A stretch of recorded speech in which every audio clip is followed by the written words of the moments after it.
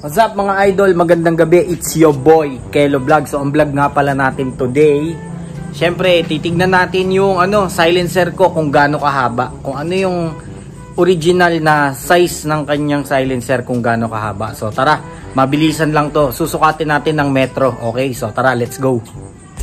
So yun mga guys, ito nga pala, tara, tanggalin na natin itong let's go.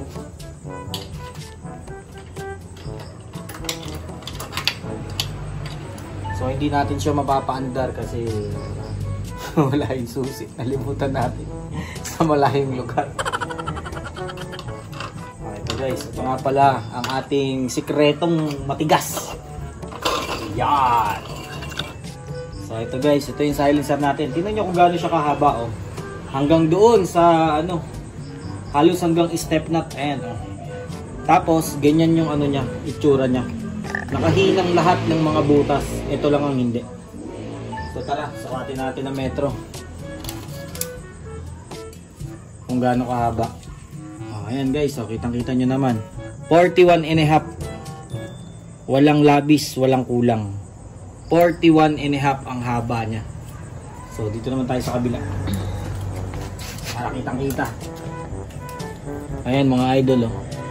41.5 halos ang haba niya. Pasensya na kayo sa metro. Ayan, nakayanan natin. Ayan, halos 41.5. Okay? So, ayan guys. So, ang uri nga pala ng bakal na to is black iron. BI kung tawagin. Black iron siya na manipis. Okay? So, ito yung original na silencer ng HD3 na pinahinihinang para maging matigas yung kanyang tunog. Maging kulob, kumbaga. Kaya to sinarado. So ayan, ito guys. So ayan na, nakita nyo na kung anong size ha. Sa pagkabilog naman niya, hindi ko alam kasi magkaiba siya ng magkaiba ng size. Itong isa ay halos 1N.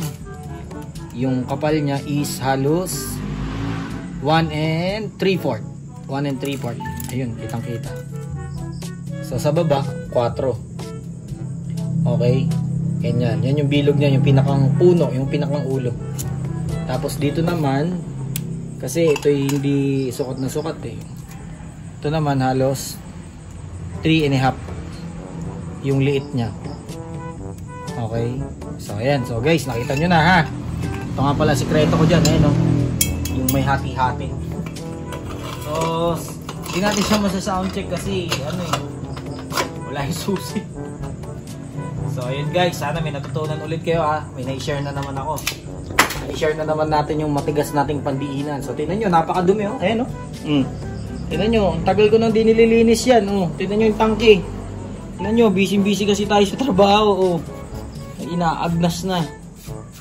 Pero isang buhos lang ng yan, tubig, sigurado na. So yun, sana may natutunan ulit kayo sa ating vlog. So yun ang tamang sukat ng silencer na napakaganda.